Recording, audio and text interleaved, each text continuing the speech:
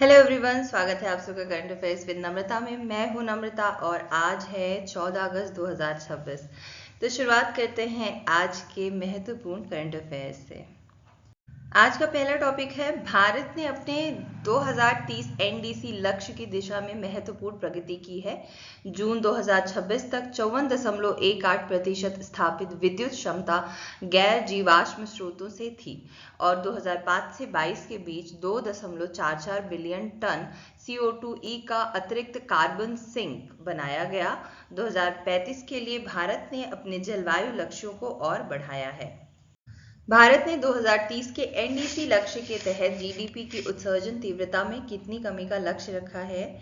तो ये है आपका 45% का।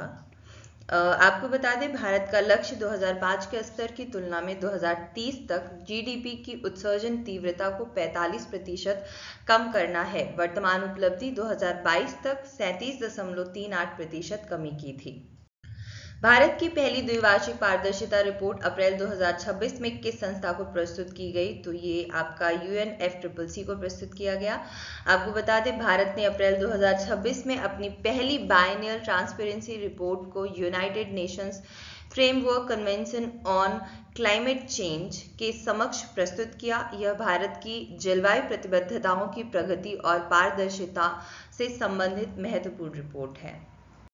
बात करते हैं एक और इम्पॉर्टेंट टॉपिक की, जो कि है प्रधानमंत्री विश्वकर्मा योजना।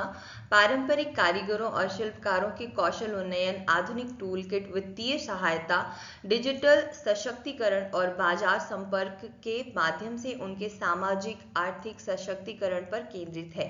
योजना के तहत 30 लाख कारीगरों या शिल्पकारों का पंजीकरण हो चुका है और इसमें 18 पारंपरिक व्यवसाय शामिल हैं।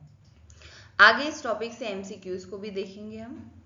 प्रधानमंत्री विश्वकर्मा योजना के तहत कितने पारंपरिक व्यवसायों को शामिल किया गया है? तो 18 व्यवसायों को शामिल किया गया है।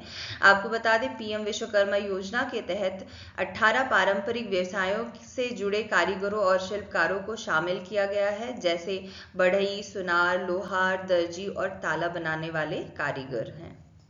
प्रधानमंत्री विश्वकर्मा योजना के लाभार्थियों को किस मंत्रालय के अधिकारियों के साथ संवाद के लिए आमंत्रित किया गया है? तो ये है सूक्ष्म, लघु एवं मध्यम उद्यम मंत्रालय के अधिकारियों के साथ।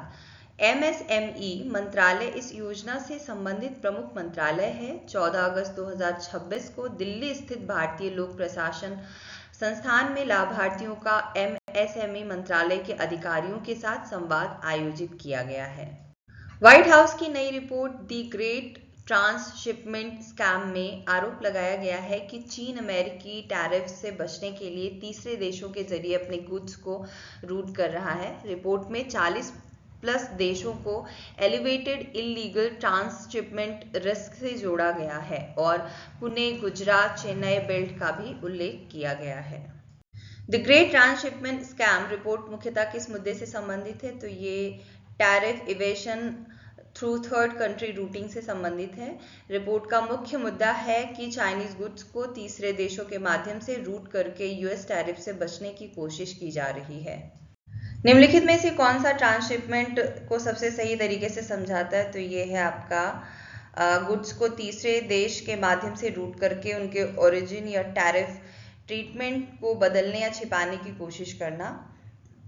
ट्रांसशिपमेंट अपने आप में हमेशा इलीगल नहीं होता, लेकिन यदि थर्ड कंट्री रूटिंग का इस्तेमाल ओरिजिन छिपाने या एप्लीकेबल टैरिफ्स या ड्यूटीज से बचने के लिए किया जाता है तो यह टैरिफ इवेशन का मामला बन सकता है। अब बात करते हैं एक और इम्पोर्टेंट टॉपिक की, जो कि है FIH हॉकी वर्ल्ड कप 2026 में भारत की पुरुष टीम 51 साल बाद वर्ल्ड कप मेडल जीतने के लक्ष्य के साथ उतरी है।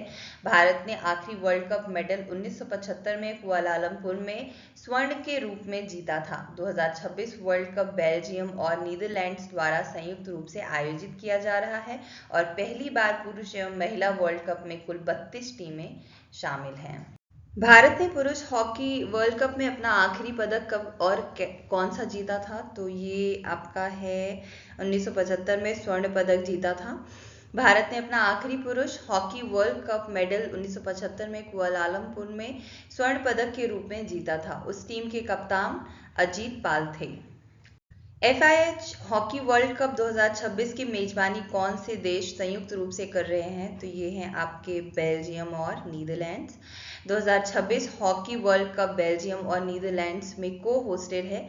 इस एडिशन में पहली बार पुरुष और महिला दोनों वर्ल्ड कप्स को मिलाकर कुल 32 टीमें नए फॉर्मेट में हिस्सा ले रही हैं। भारत की होलसेल प्राइस इन्फ्लेशन जुलाई 2026 में घटकर 9.78% हो गई, जो जून में 9.87% थी। हालांकि फूड इन्फ्लेशन बढ़कर 6.65% हो गई, जबकि फ्यूल एंड पावर इन्फ्लेशन घटकर 20.05% रही। जुलाई 2026 में WPI का ऑल कमोडिटीज इंडेक्स 110.0 रहा। जुलाई 2026 में भारत की WPI इन्फ्लेशन कितनी रही? तो ये 9.78% रही। जुलाई 2026 में होलसेल प्राइस इन्फ्लेशन 9.78% रही, जबकि जून 2026 में यह 9.87% थी, यानी इसमें मामूली कमी आई है। जुलाई 2026 में निम्नलिखित में से किस क्षेत्र की इन्फ्लेशन जून की तुलना में घटी है? तो ये है फ्यूल एंड पावर की।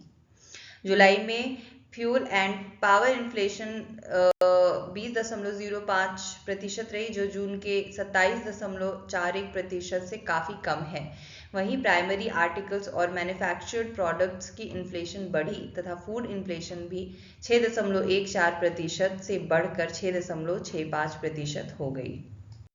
गोल्डमैन सैक्स के अनुसार भारत में AI से बड़े पैमाने पर जॉब लॉसेस का जोखिम अपेक्षाकृत कम है, क्योंकि भारत की वर्कफोर्स का बड़ा हिस्सा कंस्ट्रक्शन और रिटेल जैसे फिजिकल और मैकेनिकल टास्क में है। AI का प्रभाव मुख्यतः सर्विसेज सेक्टर में दिखाई दे सकता है, खासकर IT और कॉल सेंटर जॉब्स में।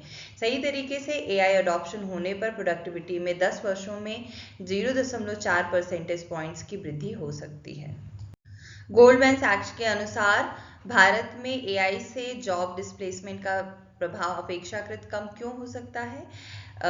क्योंकि भारत की वर्कफोर्स का बड़ा हिस्सा फिजिकल और मैकेनिकल टास्क में है। भारत की वर्कफोर्स का बड़ा हिस्सा कंस्ट्रक्शन और रिटेल ट्रेड में है, जहां वर्तमान में AI का प्रभाव सीमित है। AI का प्रभाव मुख्यतः सर्विसेज सेक्टर में अधिक दिखाई दे रहा है। गोल्डमैन सैक्स के अनुमान के अनुसार AI को सही तरीके से अपनाने पर भारत की ओवरऑल प्रोडक्टिविटी में 10 वर्षों में कितनी वृद्धि हो सकती है? तो ये है 0.4 परसेंटेज पॉइंट की वृद्धि हो सकती है। गोल्डमैन सैक्स के अनुसार AI अडॉप्शन में ग्रेजुअली और सही क्रम में लागू करने पर भारत की ओवरऑल प्रोडक्टिविटी में 10 ईयर हॉरिजन पर 0.4 परसेंटेज पॉइंट्स का अतिरिक्त लाभ हो सकता है।